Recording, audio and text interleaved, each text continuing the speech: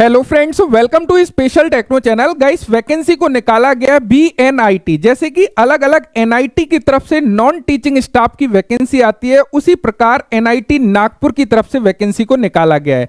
अब देखो, यहाँ पे ये सेंट्रल गवर्नमेंट की जॉब होती है। यहाँ पे 12th क्लास स्टूडेंट्स, ग्रेजुएट के लिए, डिग्री, डिप्लोमा, आईटीआई सभी के लिए वैकेंसियां निकाली जाती हैं और ये परमानेंट बेसिस पर वैकेंसी होती है। ऑल ओवर इंडिया के स्टूडेंट्स यहाँ पे अप्लाई कर पाते हैं। और सबसे अच्छी बात है, जितनी भी एनआईटी की वैकेंसी होती है उनका जो सिलेबस है वो इतना ट्रांसपेरेंट रखते हैं कि स्टूडेंट्स को क्लियर होता है कि मुझे किस डायरेक्शन में मेहनत करना है। सारा डिटेल सिलेबस देते हैं, तो ये सबसे बेहतरीन बात होती है। इस वीडियो में हम लोग कंप्लीटली डिस्कस करेंगे कि जो आप लोगों की एनआईटी नागपुर की तरफ से वैकेंसी आई है उसमें कौन कौन से स्टूडेंट्स किस पोस्ट के लिए एलिजिबल है, अप्लाई कर सकते हैं, साथ साथ में उनका सिलेक्शन प्रोसीजर बेसिकली क्या होने वाला है। तो यहां पर आप लोग देख सकते हो, ये बेसिकली बीएनआईटी का ऑफिशियल एडवर्टाइजमेंट है। यदि हम लोग एनआईटी की बात करें, ministry of education, government of India के अंतर्गत बेसिकली आते हैं और ये नागपुर एनआईटी की वैकेंसी है। ये जो रिक्रूटमेंट का एडवर्टाइजमेंट है 01/2026 आप लोगों को देखने को मिल जाता है। एंड इसकी लास्ट डेट की यदि हम लोग बात करें 1 मार्च 2026 तक आप इसके फॉर्म को बेसिकली अप्लाई कर सकते हो। यहां पर बेसिकली वुमेन स्टूडेंट्स को इंकरेज किया गया है सो दैट कि जेंडर बैलेंस कर सके, यानी कि वुमेन स्टूडेंट्स भी यहां पर अप्लाई करें, आगे बढ़ें और वो भी अपनी काबिलियत को बेसिकली दिखाएं। अब देखो, यहां पे ये पोस्ट आपको देखने को मिल जाती है। पोस्ट में यदि बात करें लाइब्रेरियन की, यहां पे नंबर ऑफ वैकेंसीज है, यहां पे पोस्ट नेम आपको दिया गया है, यहां पे पे लेवल भी दिया गया है। यदि हम लोग लाइब्रेरियन की बात करें, लाइब्रेरियन की टोटल नंबर ऑफ पोस्ट 1 दिखाई गई है और यहां पे लेवल 14 का पे स्केल होता है गाइस, जो कि आप देख सकते हो। सीनियर साइंटिफिक या टेक्निकल ऑफिसर की बात करें, वहां पे 2 पोस्ट निकाली गई है, लेवल 12 का पे स्केल इनका होता है। एंड साइंटिफिक टेक्निकल ऑफिसर की यदि हम लोग बात करने लगे, लेवल 10 का पे स्केल रहता है। 3 वैकेंसी यहां पर ओपन करी गई है। एग्जीक्यूटिव इंजीनियर की यदि हम लोग बात करें, यहां पर 1 पोस्ट के लिए वैकेंसी को निकाला गया है। एंड यहां पर आप लोग देखोगे 5 पोस्ट के लिए। लाइब्रेरी एंड इंफॉर्मेशन असिस्टेंट की बात करें, 1 पोस्ट है और ये रिजर्व करी गई है, हॉरिजॉन्टल रिजर्वेशन है यहां पर फिजिकल हैंडिकैप्ड कैंडिडेट के लिए। जूनियर इंजीनियर की यहां पर 1 पोस्ट के लिए वैकेंसी देखने को मिल जाती है। टेक्निकल असिस्टेंट की यदि हम लोग बात करें, 8 पोस्ट के लिए वैकेंसी देखने को मिल जाती है। सीनियर असिस्टेंट की बात करें, 2 पोस्ट के लिए वैकेंसी देखने को मिल जाती है। सीनियर टेक्नीशियन की यदि हम बात करें, 3 पोस्ट पर वैकेंसी निकाली गई है। जूनियर असिस्टेंट की बात करें, 3 पोस्ट के लिए वैकेंसी है। टेक्नीशियन की यदि हम लोग देखने लगे, 10 पोस्ट के लिए वैकेंसी है, जिसमें से 1 पोस्ट पीडब्ल्यूबीडी यानी कि जो फिजिकल हैंडिकैप्ड कैंडिडेट है उनके लिए रिजर्व करी गई है। ऑफिस अटेंडेंट की बात करें, लैब अटेंडेंट की बात करें, यहां पर भी 5 पोस्ट निकाली गई है। तो इस प्रकार इस पूरे रिक्रूटमेंट में 45 टोटल नंबर ऑफ वैकेंसीज निकाली गई हैं। अब हम लोग इन सभी वैकेंसी को बेसिकली देख लेते हैं, जिससे कि सारी चीजें क्लियर हो। सबसे पहले यदि लाइब्रेरियन की हम बात करें, यहां पर जो बेसिकली इनका जो सैलरी स्ट्रक्चर है लेवल के अकॉर्डिंग देखा जाए तो मिनिमम पे लगभग 1,44,200 रुपीज के आसपास मंथली रहने वाला है। सेंट्रल पे मैट्रिक्स वगैरह जो भी अलाउंसेस है वो बेसिकली दिए गए। एक वैकेंसी यहां पर निकाली गई है, ये सारे ही डायरेक्ट रिक्रूटमेंट के थ्रू है। एज लिमिट की बात करें, 56 ईयर मैक्सिमम एज लिमिट है, यानी कि उसको एग्जिस्ट नहीं करना चाहिए। एजुकेशनल क्वालिफिकेशन में जो मास्टर डिग्री वाले हैं, लाइब्रेरी साइंस, इंफॉर्मेशन साइंस या फिर डॉक्यूमेंटेशन, इनसे यदि आपने मास्टर डिग्री किया है तो अप्लाई कर सकते हो। साथ साथ में एक्सपीरियंस भी मांगा है, या तो आपको होल्डिंग एनालॉजिस्ट पोस्ट के बारे में आपका एक्सपीरियंस हो या एटलीस्ट 10 ईयर का एक्सपीरियंस यदि डिप्टी लाइब्रेरियन, यानी इनमें से कोई एक पॉइंट कंप्लीट होना चाहिए, तब आप यहां पे बेसिकली अप्लाई कर सकते हो। या आपके पास में एक्सपीरियंस है बेसिकली लाइब्रेरी सर्विस के अंतर्गत जो हमारा कंप्यूटराइजेशन लाइब्रेरी होती है उसका एक्सपीरियंस यदि आपके पास में, तो आप यहां पे एलिजिबल हो और अप्लाई जो है कर सकते हो। देखो, सिलेक्शन मेथोडोलॉजी में इसकी बात करें तो यहां पर केवल इंटरव्यू, स्किल टेस्ट वगैरह वो लोग लेने वाले हैं। सेकंड जो हमारी पोस्ट है, यहां पे सीनियर साइंटिफिक या टेक्निकल ऑफिसर की पोस्ट है। यहां पर पोस्ट कोड मिल जाता है, यहां पर इनका पे स्किल वगैरह के अकॉर्डिंग दिखाया गया है कि मिनिमम 78,800 रुपीज की स्टार्टिंग सैलरी आप लोगों की हो सकती है। 2 पोस्ट है, डायरेक्ट रिक्रूटमेंट है। 50 ईयर मैक्सिमम एज लिमिट किसी भी कंडीशन में क्रॉस नहीं होना चाहिए। एजुकेशनल क्वालिफिकेशन में बीटेक या एमएससी आप लोगों ने रिलेवेंट फील्ड से किया है तो आप यहां पे एलिजिबल हो और अप्लाई कर सकते हो। मिनिमम यहां पे जो प्रतिशत मार्क्स है, यदि हम लोग ग्रेड के अकॉर्डिंग 6.5 या 10 पॉइंट स्केल बेसिकली होना चाहिए, जो कि इक्विवेलेंट समवेयर अराउंड 60% के आसपास। एक्सपीरियंस की यदि हम लोग बात करने लगे तो 5 5 year experience field of science technology या आईसीटी, इनमें यदि आप लोगों के पास में है या इस ग्रेड पे पर आपने जॉब किया है तो आप यहां पे बेसिकली एलिजिबल हो, अप्लाई कर सकते हो। यहां पे रिक्रूटमेंट एंड रिलेवेंट एक्सपीरियंस के बारे में डिटेल्स भी दिया गया है, तो इसको आप लोग देख सकते हो। नेक्स्ट जो थर्ड पोस्ट है वो टेक्निकल ऑफिसर साइंटिफिक की है। यहां पे यदि देखें तो इनका जो मंथली सैलरी बेसिकली आप लोगों को देखने को मिल रही है वो लगभग 56,000 के आसपास आपको देखने को मिल रही है। और एजुकेशनल क्वालिफिकेशन में बी टेक एमएससी वाले अप्लाई करेंगे, एमसीए डिग्री वाले फर्स्ट क्लास से जिन्होंने करा हुआ है वो अप्लाई करेंगे। साथ साथ में जो एम्प्लॉय रहे हैं इस ग्रेड पे पर टेक्निकल असिस्टेंट ये एसजी सेकंड में एटलीस्ट 5 ईयर और इस ग्रेड पे पर वर्क किया वो कैंडिडेट भी अप्लाई कर पाएंगे, ध्यान दीजिएगा। नेक्स्ट यहां पे सारा रिक्रूटमेंट प्रोसेस दिखाया है। एग्जीक्यूटिव इंजीनियर की यदि हम लोग बात करने लगे, यहां पर भी एक पोस्ट आपकी दिखाई जाती है और बी टेक सिविल वाले जो है वो यहां पे बेसिकली अप्लाई करेंगे। या जो एम्प्लॉय रहे हैं यहां पर असिस्टेंट इंजीनियर के अंतर्गत 4800 ग्रेड पे पर वो कैंडिडेट यहां पर एलिजिबल है, अप्लाई जो है कर सकते हैं। नेक्स्ट यहां पर देखोगे इस पोस्ट में जो 5 नंबर की हमारी पोस्ट है यहां पर फर्स्ट क्लास बैचलर डिग्री वाले बेसिकली अप्लाई करेंगे। साथ साथ में यहां पर मास्टर डिग्री एनी डिसिप्लिन में भी किया है तब भी कैंडिडेट यहां पे इसमें अप्लाई कर सकते हैं। देखो इनका सभी का सिलेक्शन प्रोसेस दिया है। यदि हम लोग इसके सिलेक्शन प्रोसेस की बात करें, ये स्क्रीनिंग टेस्ट लेंगे जो कि स्टेज फर्स्ट होगा, जो कि 100 क्वेश्चन होंगे, 200 मार्क्स के बेसिकली आप लोगों के रहने वाले। 0.5 का नेगेटिव मार्किंग भी आप लोगों का होगा, जिसमें जनरल सिलेबस रहेगा, डोमेन नॉलेज रहेगा। डोमेन नॉलेज में 60 क्वेश्चंस आपके डोमेन से बेसिकली रहने वाले हैं। सेकंड जो है सब्जेक्टिव टेस्ट भी बेसिकली ये लेने वाले हैं, तो इसका डिटेल्स भी यहां पर दिया हुआ है। Next library and information assistant की वैकेंसी है। यहां पर यदि आप बात करें तो 35,400 रुपए के आसपास इनका कुछ बेसिक पे बेसिकली रहने वाला है।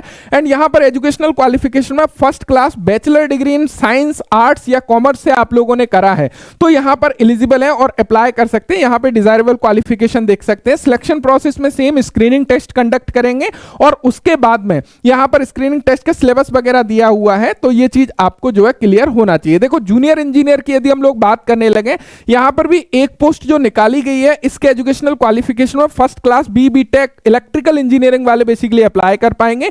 And first class diploma in electrical engineering वाले भी है विद एक्सीलेंट एकेडमिक रिकॉर्ड के साथ में वो अप्लाई कर सकते हैं। एंड यहां पे जो आप लोगों का सिलेक्शन मेथड है, स्क्रीनिंग टेस्ट होगा, 100 क्वेश्चन होंगे, 200 मार्क्स के, 0.5 आप लोगों का नेगेटिव मार्किंग होगा। यहां पर सिलेबस दिया हुआ है जो आप लोगों का जनरल सिलेबस 40 क्वेश्चंस का होगा। एंड डोमेन नॉलेज यानी कि इलेक्ट्रिकल से रिलेटेड 60 क्वेश्चन आप लोगों के एग्जाम में बेसिकली यहां पे पूछे जा रहे होंगे। नेक्स्ट जो हमारा यहां पे नेक्स्ट जो स्टेज है वो स्किल टेस्ट वगैरह रहेगा, तो ये स्किल टेस्ट आपको क्वालिफाई करना पड़ेगा। टेक्निकल असिस्टेंट की यदि हम लोग बात करें, यहां पे टेक्निकल असिस्टेंट में ध्यान दीजिएगा, इसमें भी कंप्यूटर साइंस, इंफॉर्मेशन टेक्नोलॉजी की वैकेंसी है, इलेक्ट्रिकल, इलेक्ट्रॉनिक्स एंड इंस्ट्रूमेंटेशन की वैकेंसी है, मैकेनिकल, केमिकल की वैकेंसी यहां पर दिखाई देती है। तो अलग अलग स्ट्रीम की नंबर ऑफ वैकेंसीज को डिवाइड किया गया है। यहां पर भी एजुकेशनल क्वालिफिकेशन फर्स्ट क्लास आप लोगों का बी टेक या एमसीए रिलेवेंट सब्जेक्ट से कंप्लीट होना चाहिए। इलेक्ट्रिकल से है तो इलेक्ट्रिकल में, मैकेनिकल से है तो मैकेनिकल में अप्लाई करोगे। फर्स्ट क्लास डिप्लोमा इन इंजीनियरिंग में यदि आप लोगों ने रिलेवेंट फील्ड से किया है तब भी अप्लाई कर सकते हो। First class bachelor degree science से यदि आपने किया है तब भी आप अप्लाई कर सकते हो। मास्टर डिग्री इन साइंस से किया है तब भी आप अप्लाई कर सकते हो। एटलीस्ट 50% मार्क्स होना चाहिए। यहां पर भी स्टेज फर्स्ट में ये स्क्रीनिंग टेस्ट बेसिकली ले रहे हैं और जो सेकंड स्टेज होगा वो स्किल टेस्ट आप लोगों का रहने वाला है। देखो सीनियर असिस्टेंट जो हमारी 9 नंबर की पोस्ट है, इसमें 2 पोस्ट निकाली है। एजुकेशनल क्वालिफिकेशन में सीनियर सेकेंडरी यानी कि 12th क्लास वाले कैंडिडेट यहां पर अप्लाई कर पाएंगे। लेकिन ध्यान रखिएगा टाइपिंग स्पीड भी यहां पर मांगा हुआ है, 35 वर्ड पर मिनट का टाइपिंग स्पीड आप लोगों का होना चाहिए। यह चीज आपको ध्यान रखना है। साथ साथ में आप लोगों के पास में कंप्यूटर वर्ड प्रोसेसिंग या स्प्रेडशीट वगैरह की नॉलेज होना चाहिए। नेक्स्ट यहां पर इनके सिलेक्शन प्रोसेस में भी स्टेज फर्स्ट आप लोगों का सेम रहने वाला है। यहां पर यदि सिलेबस में देखें तो सिलेबस इन्होंने डिक्लेयर किया हुआ है सारा कुछ। जनरल सिलेबस 70 क्वेश्चंस आपके पूछे जाएंगे और डोमेन नॉलेज जो रहेगी जिसमें आप लोगों का पर्टिकुलर सिलेबस दिया हुआ है 30 क्वेश्चंस यहां से पूछे जाएंगे। और जो सेकंड होगा स्टेज उसमें सब्जेक्टिव टेस्ट ये लोग लेने वाले हैं जिसमें इन टॉपिक के बारे में बेसिकली आपसे पूछा जाएगा। सीनियर टेक्नीशियन में यदि हम लोग बात करें, यहां पर देखो इलेक्ट्रिकल की वैकेंसी है, मैकेनिकल की वैकेंसी है। इसमें यदि एजुकेशनल क्वालिफिकेशन की हम लोग बात करने लगे, 12th class students, IT students, दोनों ही स्टूडेंट्स यहां पर अप्लाई कर पाएंगे। इसको थोड़ा सा समझ लीजिएगा। जैसे कि आप देख सकते हो सीनियर सेकेंडरी जिन्होंने विद साइंस सब्जेक्ट के साथ में किया है और एटलीस्ट 60% अंक है, आप यहां पर अप्लाई कर सकते हो। सीनियर सेकेंडरी आप लोगों ने किया हुआ है एटलीस्ट 50% मार्क्स एंड आपके पास में आईटीआई कोर्स है 1 ईयर या उससे हायर ड्यूरेशन का, तब आप अप्लाई कर सकते हो। जैसे कि मैकेनिकल में जो अप्लाई करेंगे जिनका मैकेनिकल से रिलेटेड आईटीआई है, फिटर है, टर्नर है, मशीनिस्ट है, वेल्डर है, ये सभी स्टूडेंट्स अप्लाई कर सकते हैं। और यदि 12th भी आपके पास में होना चाहिए, सीनियर सेकेंडरी है एटलीस्ट 50% अंक के साथ में, और आपके पास में आईटीआई अप्लाई कर सकते हैं। या फिर जिनके पास में 10th है एटलीस्ट 60% मार्क्स के साथ में, आईटीआई सर्टिफिकेट 2 साल ड्यूरेशन का है, तब भी आप यहां पर अप्लाई कर सकते हैं। एंड यदि हम लोग बात करें diploma engineering of 3 year duration का, यदि रिलेवेंट फील्ड में, तब भी आप अप्लाई कर सकते हैं। इनका सिलेक्शन प्रोसेस की बात करें, स्क्रीनिंग टेस्ट आप लोगों का रहेगा। सबसे फर्स्ट ऑफ ऑल 100 क्वेश्चंस रहेंगे, जिसमें आपके 100 क्वेश्चंस में जनरल सिलेबस 100 क्वेश्चंस का रहेगा। जनरल सिलेबस में आप लोगों का सारी चीजें मैथ्स, रीजनिंग, साइंस वगैरह ये सब कुछ यहां पे बेसिकली पूछा जाएगा। नेक्स्ट आपका स्किल टेस्ट बेसिकली रहेगा। तो ऐसा नहीं है कि डोमेन से क्वेश्चंस नहीं आने हैं यहां पे। यदि हम लोग बात करें जूनियर असिस्टेंट की, यदि हम लोग बात करने लगे, जूनियर असिस्टेंट में भी सीनियर सेकेंडरी यानी कि 12th क्लास के स्टूडेंट्स अप्लाई कर पाएंगे। और टाइपिंग स्पीड 35 वर्ड पर मिनट जो है मांगा हुआ है। कंप्यूटर वर्ड प्रोसेसिंग, स्प्रेडशीट के बारे में नॉलेज आप लोगों के पास में होना चाहिए। नेक्स्ट यहां पर इनका सिलेक्शन प्रोसेस दिखाया हुआ है। यहां पर भी जनरल सिलेबस 100 क्वेश्चंस का, यानी कि सारे ही क्वेश्चन आपके नॉन टेक के रहने वाले हैं, जिसमें general intelligence, reasoning, quantitative aptitude, general knowledge, computer awareness, English language, ये सारी क्वेश्चंस पूछे जाएंगे। 2 घंटे का टाइम ड्यूरेशन होगा। उसके बाद में आपका सब्जेक्टिव टेस्ट बेसिकली होने वाला है। टेक्नीशियन की यदि बात करें, टेक्नीशियन का स्टार्टिंग बेसिक 21,700 रुपीज के आसपास रहेगा, लेवल 3 का 7th पे कमीशन के अनुसार। एंड यहां पर टोटल 10 वैकेंसी है। इन 10 वैकेंसी को इलेक्ट्रिकल में डिवाइड किया है, टोटल आप देख सकते हो, एंड मैकेनिकल में डिवाइड किया है। तो इलेक्ट्रिकल में यदि देखें 2, 3, 4, 5 वैकेंसी, और 5 वैकेंसी हमारा मैकेनिकल में, तो 5-5 वैकेंसी यहां पे डिवाइड किया गया है। एंड यहां पे out of 10 vacancy 1 vacancy PWBD के लिए रिजर्व करी गई, जिसमें पीडब्ल्यूबीडी कैंडिडेट की यहां पर कैटेगरी भी दी हुई है। एंड यहां पे थोड़ा सा ध्यान दीजिएगा, एजुकेशनल क्वालिफिकेशन की बात करें, senior secondary with science subject के साथ में है आपके पास में एटलीस्ट 60% अंक के साथ में, तब भी आप जो है टेक्नीशियन पोस्ट के लिए एलिजिबल है और अप्लाई कर सकते हैं। Senior secondary from government recognised board with at least 50% marks के साथ में भी आपके पास में है। तो एंड आपने आईटीआई कोर्स किया है 1 ईयर या हायर ड्यूरेशन का, तब भी अप्लाई कर सकते हैं। या फिर 10th क्लास आपने किया है 60% अंक के साथ में, उसके साथ में आईटीआई आपने किया हुआ है, तब भी आप अप्लाई कर सकते हैं। अब देखो, जिन्होंने मैकेनिकल वाली ट्रेड से आईटीआई किया है वो मैकेनिकल में अप्लाई करेंगे, जिन्होंने इलेक्ट्रिकल वाली ट्रेड से आईटीआई किया है वो इलेक्ट्रिकल में अप्लाई करेंगे। तो ये चीज आपको क्लियर होना चाहिए। इनका सिलेक्शन प्रोसेस क्या है? सिलेक्शन प्रोसेस 100 क्वेश्चन आपके पूछे जाएंगे, और टोटल जो क्वेश्चन होंगे ना, वो बेसिकली आप लोगों के नॉन टेक्निकल यानी कि आप math, reasoning, science, general knowledge and general English के क्वेश्चन आपके रहेंगे। तो ये चीज आपको क्लियर होना चाहिए। सेकंड आपका स्किल टेस्ट रहेगा, जो कि 2 आवर्स का स्किल टेस्ट रहता है। तो ये स्किल टेस्ट बेसिकली जो स्टेज फर्स्ट में मेरिट बनेगी उसके बिहाफ पर बेसिकली आपको स्किल टेस्ट के लिए कॉल किया जाएगा। ऑफिशियल लैब अटेंडेंट की भी यहां पर पोस्ट को निकाला गया है। और यहां पर यदि हम लोग एजुकेशनल क्वालिफिकेशन देखने लगे, और यहां पर यदि हम लोग क्वालिफिकेशन की बात करें, ऑफिस अटेंडेंट सीनियर सेकेंडरी यदि आप लोगों ने किया हुआ है अप्लाई कर सकते हो। लैब अटेंडेंट की बात करें, सीनियर सेकेंडरी इन साइंस से यदि आपने पर्टिकुलर किया है, तब आप यहां पे अप्लाई कर सकते हो।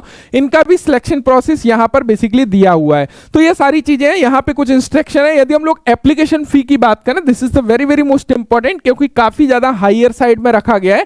जैसे कि you are OBC EWS candidate हो आप, तो आपकी जो एप्लीकेशन फी है वो 2000 रुपीज रहने वाली है, प्लस 18% जीएसटी जोड़ के आपको टोटल 2360 रुपए होता है। लेकिन आपको पे करना पड़ेगा 3360 रुपए। 1000 रुपीज आपका रिफंड हो जाएगा। एंड जो SC ST PWBD या फीमेल कैंडिडेट है उनके लिए कोई एप्लीकेशन फी नहीं है, लेकिन फिर भी उनको 1000 रुपीज पे करना पड़ेगा। ये आपका रिफंडेबल अमाउंट होगा आफ्टर एग्जाम। तो ये चीज ध्यान रखिएगा। इन्होंने बोला है कि हम लोग चाह रहे हैं कि ज्यादा नंबर ऑफ स्टूडेंट्स ऐसा ना हो कि जिनको इंटरेस्ट ही नहीं है वो अप्लाई करें, इसलिए हमने ये फी रखी है रिफंडेबल 1000।